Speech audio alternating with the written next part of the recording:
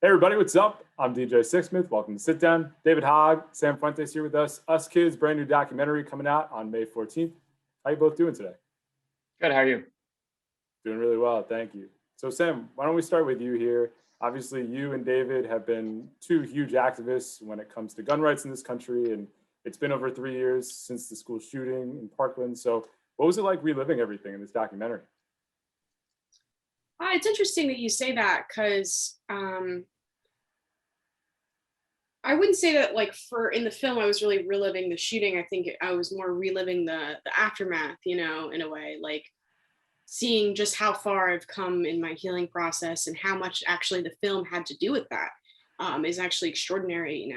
Through the film I was able to like really create a community of people that I care deeply about who are working towards a cause that I care deeply about. So it at times it might be hard to watch because like I don't always identify with the person that I used to be on screen, but I'm proud of that person at the same time, and I'm proud of everyone that's up there with me who've been working so hard for all these years. It just feels great to know that our labor is coming into fruition, and that even though we've all collectively gone through so much suffering and trauma and grief, we can really have like an end product that we all believe in, and hopefully will inspire others to want to create substantial change like we do. Before I go to David, what is the biggest difference between who you were and who you are now when you look back on it? I think a big part of me was in denial about just how severe my PTSD was, and my anxiety and my depression. I genuinely believed that I could be stronger than my situation, and that I had to be strong for everyone around me. And like putting up that front for so long is so exhausting. So it was nice to be around people who kind of understand what that burnout feels like. And yeah, I don't know. I'm just different. I'm happier, I guess. Well, I think that's the most important thing, right? Both of you have grown up. Both of you are different people from then. So, David, let's go to you. When you look back on it, last couple of years, what's most fascinating just about the whole journey and the documentary itself? Yeah, I think what's most fascinating about my journey and the documentary, or looking at it through the documentary, is thinking about, I don't know, just how much I've learned and how much more empathetic I've grown, and emotionally intelligent that I've grown, especially after being a teenager in high school when all of it happened. I think the way that I don't know, the way that I've seen this, that I used to see this country and the way that I see this country now is completely changed from my experience meeting with people across the country. And I think, but I also think on a more personal level, one of the biggest changes, similar to Sam, is not devaluing like my exhaustion, not just from like the shooting, but also the aftermath. And what happens after your house is flooded and you get thousands of death threats and your family is intimidated, or people threaten to kill your family, or all this other stuff, and not just downplaying that. I think one of the other things is too, I've learned the importance of setting boundaries, which has been really important in realizing that the movement is not on any one of us, and it's okay for any one of us to take a step back if we have to, because there's always going to be one of us, out there fighting when one of the others can't. Yeah, I think just valuing your mental health is so important, right? Because there have been people who put themselves out there that just burn out and they're unable to help when they need to. And like you said, David, you're getting death threats, right? Your house is flooded. You have people on the right who are coming after you. I mean, what were some of the toughest parts for you personally when you reflect on everything? I think one of the toughest parts for me personally is realizing, like, knowing how hard what I've gone through has been, but also realizing how hard, like, I can't even say realizing, but seeing just from the people that I've worked around, like Sam, and a lot of the parents and significant others of people that had died like during the shooting and other instances of gun violence, is really, I mean, not to devalue what I've gone through, but like how little I've gone through, but how much more a disproportionate amount of attention that it gets in comparison to what really needs attention, which are, after the cameras go away, the trauma remains for all these people every year. It's not just like through a 1 year media cycle, you cover, 40,000 people dying or a couple thousand people dying in mass shootings. There are this stuff happens year after year after year. And it is the number of people that have been affected by gun violence in the United States isn't in the thousands or the tens of thousands, it's in the millions. And their trauma lasts for decades. That's really what needs that attention. So that's really what I've been thinking about, because as much as like, you know, I wish that stuff didn't happen. And it honestly, I don't think it should. I don't think it's necessarily appropriate for either side of the political aisle to be swatting each other's houses or sending each other death threats. It's really nothing in comparison to what the parents and siblings and best friends and all the loved ones that are, you know, that of people that died from gun violence go through on a daily basis and never gets attention. They're the people that I really want to redirect that towards. Yeah. And they have to live with that every single day, like you said, when the cameras go Right. away, when people aren't listening anymore. And Sam, Right. going back to you, I mean, listen, mass shootings happen every single day in this country, every week, every weekend, right? But you and your classmates, you had the country listening, right? You were out there on the streets. You spearheaded the biggest youth movement we've ever seen. So what was it like to have people finally listening to kids? Because so often people are just like, we're not going to listen. They're just high school kids. But you actually got people to listen. So what was that like for you? Overwhelming, to say the least. And also especially disappointing is because, you know, mass shootings have the attention that they collect because of the circumstance in which they happen. And so for my particular shooting, it was incredibly dramatic and incredibly public. And I feel like it's, you know, I feel conflicted because obviously when it comes to mass shootings, you know, that's less than 0.6% of the shootings that happen in this country.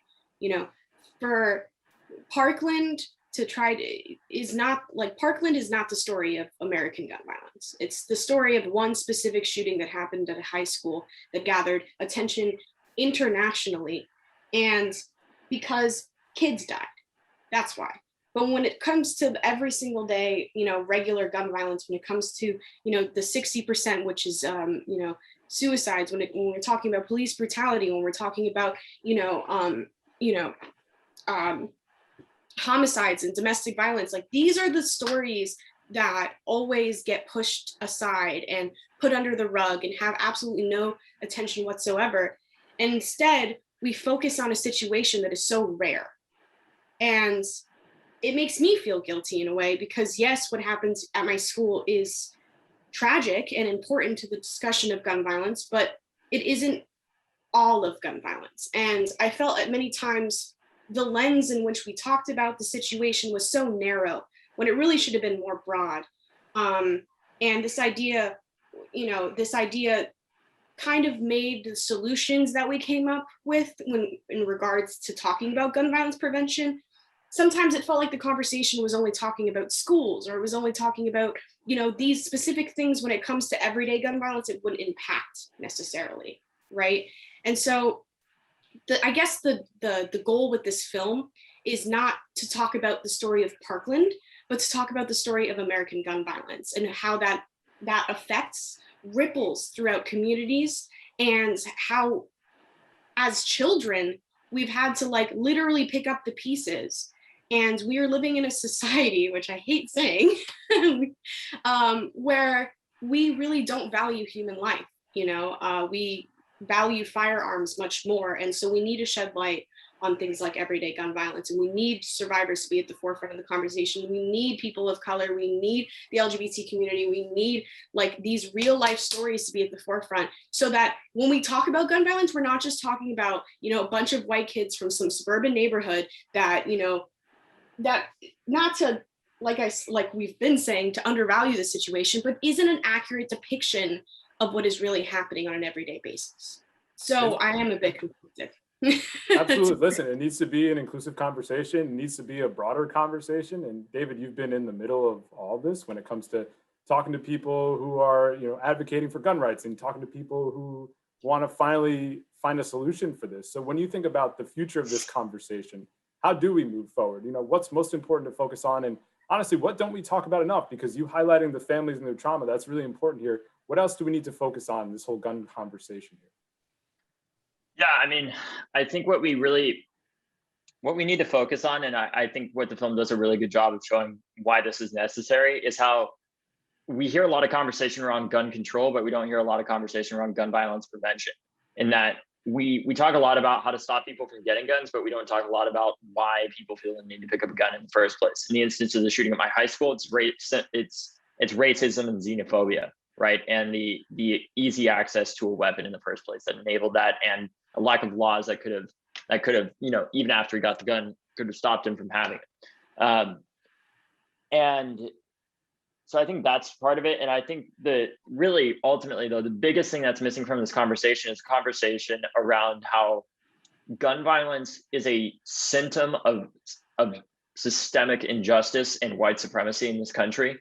And it is a conversation around resources that we need to have, but makes people especially people in power that have a disproportionate amount of those resources, that is causing this gun violence to happen a lot of the time, that don't want to have that conversation, because it means that some group of individuals that got this amount of resources in an incredibly unjust way is going to have to give a little bit of that up so one community can actually have the amount that they should have had altogether to begin with, you know?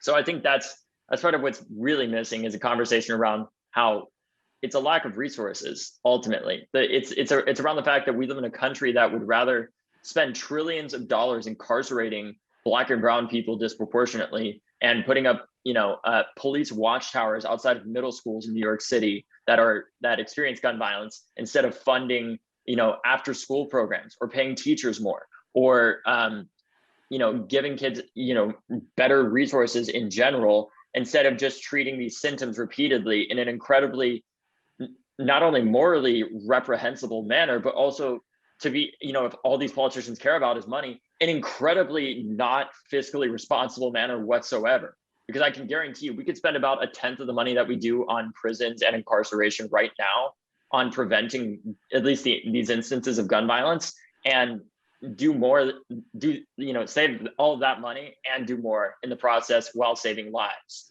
But because we live in a country that is purely reactionary and loves to treat these things with a lack of resources with a gun and a badge, these things continue to happen. Because reality is, look, if incarcerating people and putting people in prison, and treating everything with a gun and a badge is what ended gun violence in the first place, Stan and I would not be here right now, because gun violence would not exist in a country that has the highest prisoner population in the world.